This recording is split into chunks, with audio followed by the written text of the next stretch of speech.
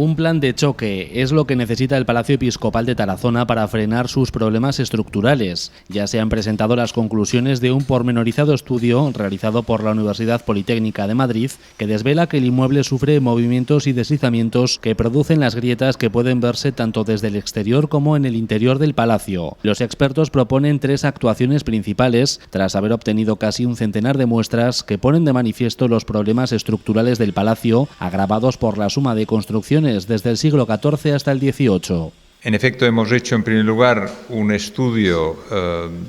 histórico y material del edificio, porque no se puede hacer ninguna propuesta sin conocer bien la evolución del edificio, los puntos históricos y las actuaciones, las intervenciones que ha tenido a lo largo de la historia y cómo es materialmente el edificio, cuáles son sus componentes, sus sistemas constructivos, etc. Entonces, hemos dedicado una buena parte del tiempo a hacer este estudio. Como decía antes, se han obtenido unas 93 muestras que se han ensayado con ensayos mecánicos, ensayos físicos y ensayos químicos para conocer bien la composición de todos estos materiales.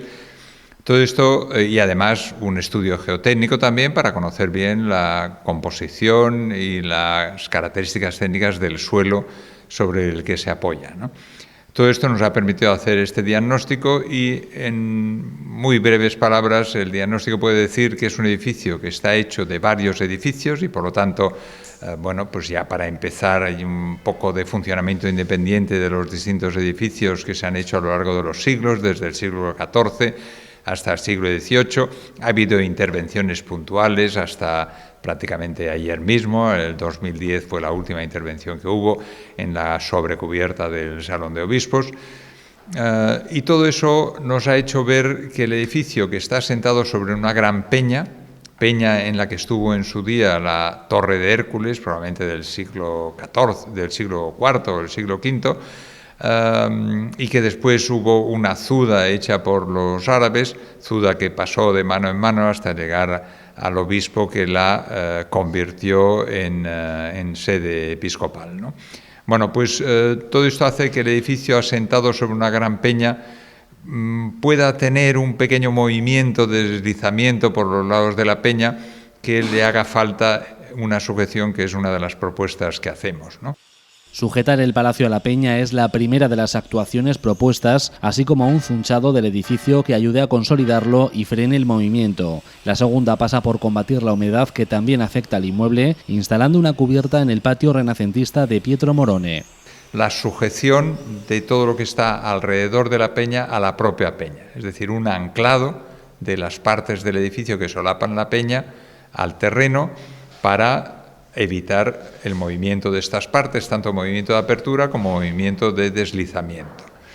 Y dentro, o como paralelamente a este anclado, proponemos también un atado del edificio sobre sí mismo. Es decir, que al ser un edificio compuesto de varios edificios, los queremos sujetar entre sí con unos anclajes que corren a la altura de los forjados, que sujetan desde una fachada hasta otra, sujetan el edificio en las dos direcciones, ¿no? Con eso entendemos que vamos a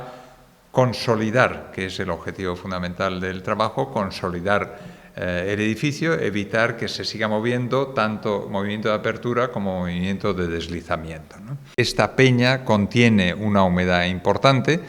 humedad que es parte de la humedad natural del terreno, con niveles freáticos altos, que se ve reflejado en un pozo que se puede visitar desde el Museo de Arqueología, y además una entrada importante de agua por el patio central, que se ha mantenido a lo largo de los siglos, que eso también ha hecho que la peña cogiera más humedad y que todo eso produjera ciertos movimientos, ya no solo de las fachadas, sino también del interior del edificio, ¿no? Hay que evitar que siga entrando agua en el patio central, entonces proponemos una cubierta transparente de ese patio central para que le siga entrando la luz, pero que no siga entrando el agua, y un control de todas las aguas que recoge toda esta zona, que recoge casi la mitad de toda la superficie del palacio, se recoge en el patio, pues todas estas aguas bien canalizadas directamente a la red de alcantarillado municipal. Además, es necesario colocar una malla protectora en la fachada sur, la que más elementos decorativos tiene, que se aprecia en la vista panorámica de la ciudad, para evitar nuevos desprendimientos. hasta que se lleve a cabo la restauración de las fachadas. Hay un problema de erosión importante en elementos de las fachadas, sobre todo la fachada sur, que es la más elaborada, la que tiene más elementos decorativos, y entonces ahí es donde proponemos colocar una malla, unas mallas que hay ya en muchos edificios y que prácticamente no se perciben desde afuera, pero que sujeta y evita posibles desprendimientos, que eso lógicamente afectarían a los viandantes y entendemos que se tiene que procurar evitar, ¿no? Por lo tanto, estos tres grupos de intervenciones importantes, sobre todo el de la consolidación, que es el del anclaje, el atado y el zunchado,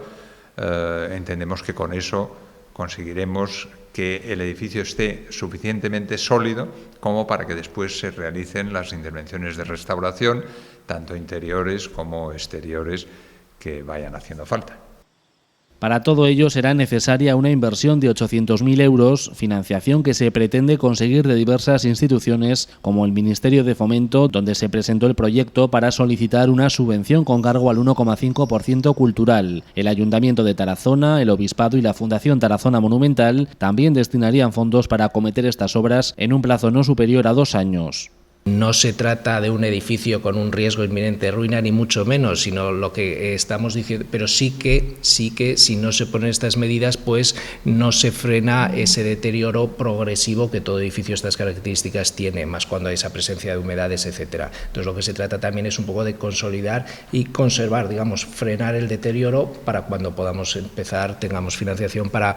ya digo, una segunda fase de tareas de restauración, que el edificio esté lo mejor posible. El obispo de Tarazona destacó la historia que atesora este edificio y mostró su total disposición para que puedan potenciarse sus usos turísticos y culturales. Yo diría que hoy es un día muy importante para Tarazona y diría para nosotros, para todos, porque este palacio, el Palacio Episcopal, es un palacio emblemático, diría, para todo Aragón y para toda España, porque aquí hubo las Cortes de Aragón, estuvo el rey Felipe II, en fin, yo creo que es un edificio que tiene tanta historia, que recoge pues muchos de los momentos históricos importantes de la historia de Aragón y diría también de España. Por lo tanto, considero que es un momento, es un día importante, significativo. Y luego me gustaría que esta consolidación que se quiera hacer del palacio, me parece que es la base, es el primer punto de arranque de luego de futuras restauraciones que puedan hacerse en el palacio, ¿no? Esto es primero consolidar bien el edificio y luego me gustaría pues que este palacio, este edificio, estuviese abierto a posibles iniciativas culturales, religiosas, también, como sabemos, también de empleo que se hacen aquí, encuentros, se prepara, se hacen restauraciones. Considero que es un edificio muy importante.